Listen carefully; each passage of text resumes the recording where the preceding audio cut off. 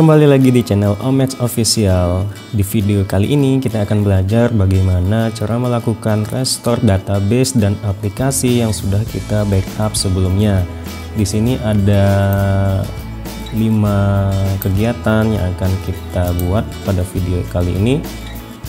Yang pertama adalah kita akan melakukan konfigurasi pada SAM-pp kita. Di sini ada 3 file yang akan kita edit.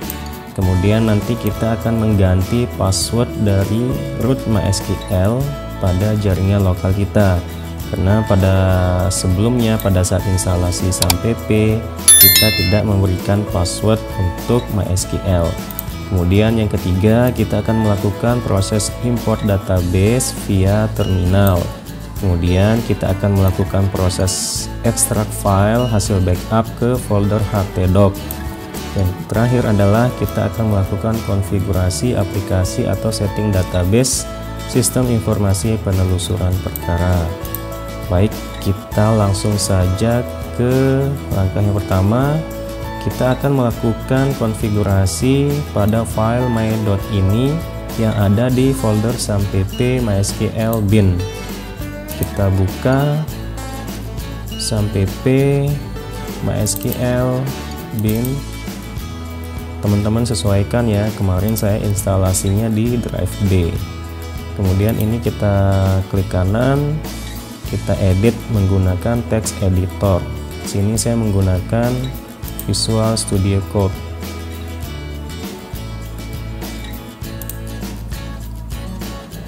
Oke.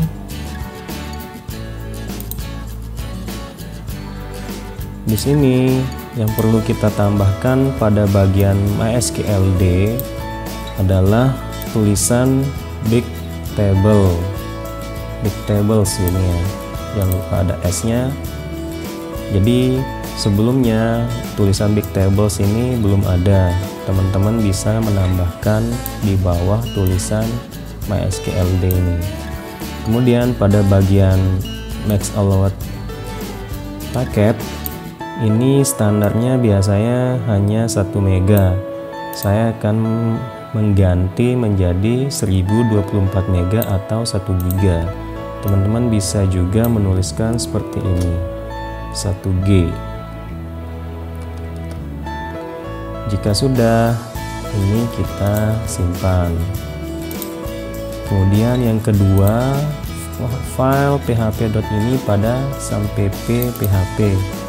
Kita buka lagi SAM-pp php, kemudian php.ini. Kita edit juga menggunakan text editor. Ada beberapa baris yang akan kita edit. Di sini teman-teman bisa langsung Ctrl F, kemudian kita akan cari tulisan date.timezone. Ya, ketemu. Jadi sebelumnya ini sebelum diganti tulisannya seperti ini. Tulisannya ada tanda titik koma di depannya, sehingga script ini tidak berlaku atau di off kan. Nah, untuk kita on kan, kita hapus tanda titik komanya. Kemudian pada bagian negaranya kita isikan Asia/Jakarta. Kemudian yang kedua, kita cari file, bukan file ya, kita cari baris yang isinya upload_max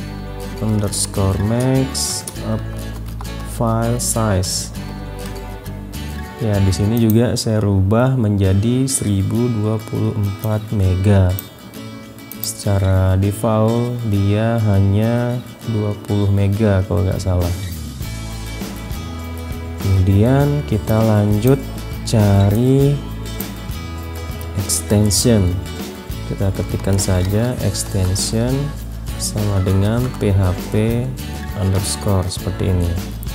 Ya, di sini jadi sudah ada beberapa extension yang sebelumnya off saya on kan. Nanti extension apa saja yang perlu kita on kan saya tulis di deskripsi ya. Nanti teman-teman bisa menyesuaikan, tinggal mengikuti aja. Caranya tinggal hapus titik koma di depannya untuk mengaktifkan. Jika sudah, ini kita simpan. Kemudian yang ketiga, pada bagian httpd-conf di folder sampp apache conf. Kita balik ke sampp apache conf. Nah, kita buka file httpd-conf. Kemudian kita cari tulisan allow override seperti ini. Nah, di sini ada pada baris ke-235. Ini sebelumnya tulisannya none seperti ini. Allow override none, ini kita ganti menjadi all. Jadi kita berikan akses. Jika sudah, kita simpan. Kemudian ini selesai, kita ke langkah yang kedua. Kita akan mengganti password root dari MySQL.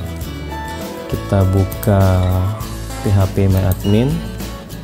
Jangan lupa teman-teman aktifkan dulu sampp kontrolnya.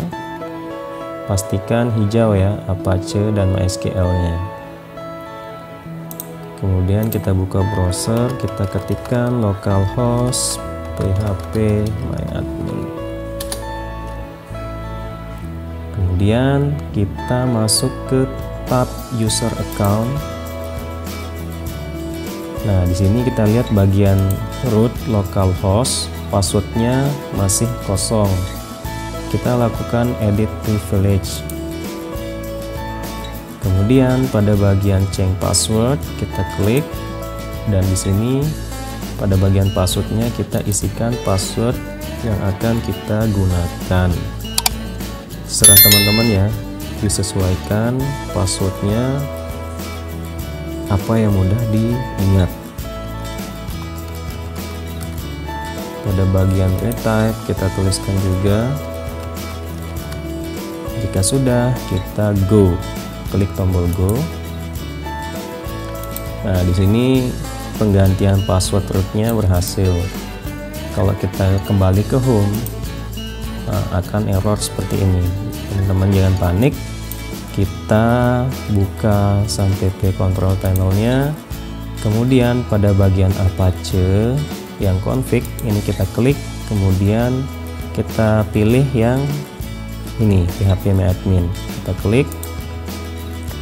Nah, di sini pada bagian password kita isikan dengan password yang sudah kita buat sebelumnya. Jika sudah, kita klik save, file save. Ini kita tutup. Kemudian ini kita restart. Cara restartnya kita stop, kemudian kita start lagi. Kalau sudah, ini kita refresh ya. Oke, berhasil. Ini sudah berhasil. Kita masuk ke langkah yang ketiga. Kita akan melakukan import database via terminal. Jadi di sini kita buka cmd command prompt. Kemudian sebelumnya kita akan memindahkan file database hasil backup ke folder sampp mysql bin. Jadi teman-teman kemarin yang sudah membackup database-nya via terminal dipindahkan ke sampp mysql bin. Di sini saya sudah pindahkan. Ukuran filenya 687 MB, cukup besar. Inilah kenapa tadi pada langkah awal kita lakukan beberapa perubahan pada sampp, karena ukuran file yang akan kita import itu lumayan besar. Jika sudah, ini kita pindahkan ke folder bin. Kemudian kita masuk ke folder bin-nya. Sini karena ada di drive D sampai P-nya, saya masuk ke drive D, kemudian CD sampai P, MySQL, bin. Kalau sudah sini, berarti kita berhasil masuk ke folder bin. Kita coba buat database baru ya. Kita masuk dulu ke MySQL-nya, perintahnya MySQL -u, usernya root, kemudian -p, kemudian kita enter. Nah, di sini kita diminta masukkan password. Kita isikan password yang sebelumnya sudah kita buat di phpMyAdmin. Kalau sudah seperti ini, kita sudah berhasil masuk. Kita coba show database-nya. Show database. Jangan lupa ini terakhirnya ada S-nya, kemudian kita titik koma, enter. Ini adalah database yang sudah ada di jaringan lokal. Kemudian kita akan membuat database baru yang namanya SIPP backup. Jadi kita create database, nama databasenya SIPP backup, dan kita titik koma, enter. Nah, kalau sudah seperti ini, query oke, berarti berhasil. Kita coba show database lagi. Di sini database SIPP backup sudah berhasil kita buat. Kemudian ini kita exit dulu. Kalau sudah seperti ini, waktunya kita lakukan import database. Perintahnya adalah seperti ini. Hal yang harus kita lakukan sini, kita harus mengganti nama database-nya. Jadi nama database-nya adalah SIPP backup sesuai yang sudah kita buat tadi. Kemudian nama file database-nya .sql. Yang ini ya.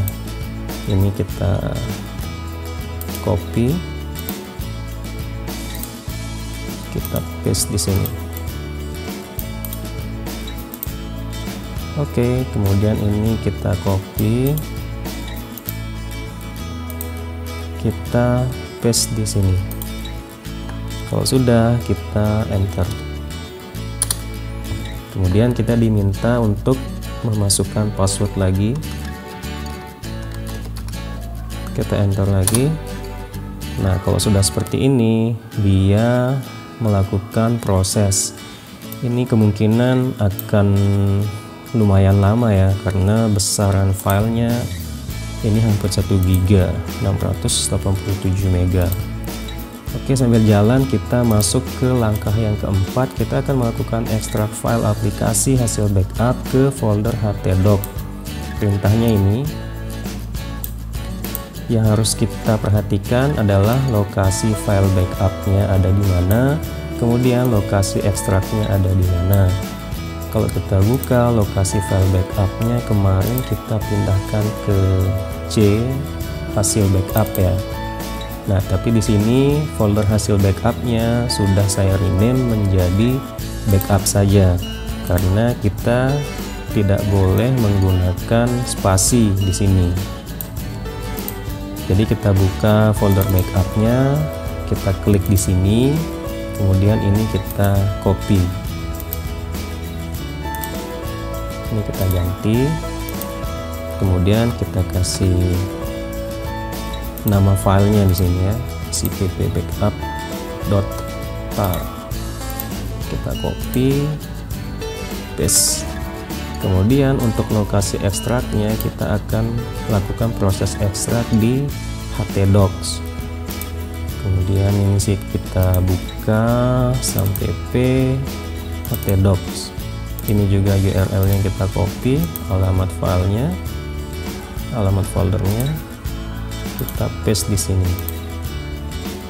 Kemudian ini kita copy, klik kanan copy. Kemudian kita buka command prompt baru, tekan cmd, kemudian kita jalankan sebagai administrator. Teman-teman bisa klik ini run as administrator, atau bisa juga sini klik kanan run as administrator. Kita yes, kemudian di sini tinggal kita paste, kemudian kita enter. Kita tunggu prosesnya. Nah, ini dia sedang melakukan proses ekstrak file. Kalau kita buka terminal yang tadi, ini juga proses import database-nya masih berjalan. Ini akan membutuhkan waktu yang cukup lama sebelum nanti terakhir kita akan lakukan konfigurasi aplikasi supaya aplikasi SIPP-nya atau sistem informasi penelusuran perkaranya bisa berjalan dengan baik di komputer kita.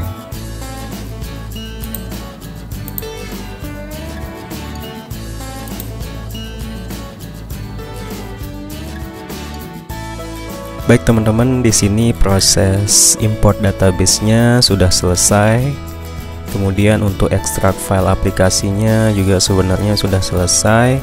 Cuma di sini saya stop service-nya karena sebelumnya sudah ada filenya. Oke, kita lanjut ke langkah yang terakhir, yaitu kita akan melakukan konfigurasi aplikasi, terutama untuk setting database sistem informasi penelusuran perkaranya. Kita coba cek di file htdocs.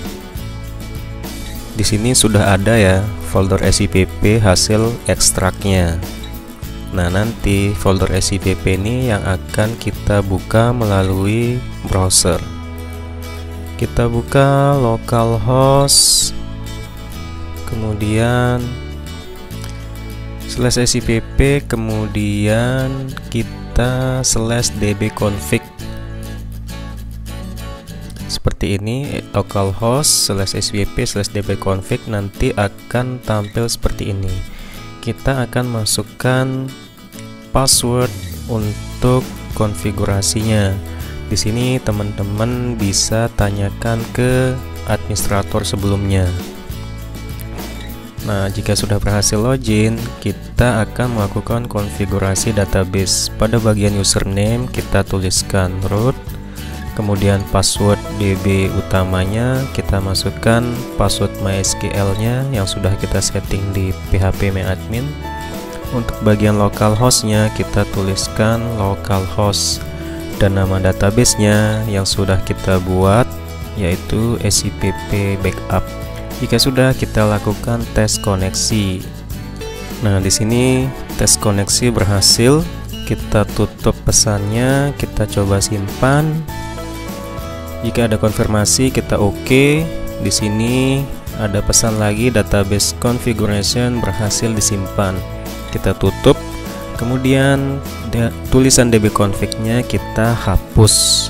Nah, jika sudah seperti ini, sudah berhasil untuk konfigurasinya. Semoga video ini bermanfaat buat teman-teman di Satker Pengadilan ya. Nanti jika ingin request tutorial tentang apa, silahkan tulis di kolom komentar. Atau jika ada pertanyaan lainnya, silakan. Sampai sini dulu videonya, semoga bermanfaat. Sampai jumpa di video berikutnya.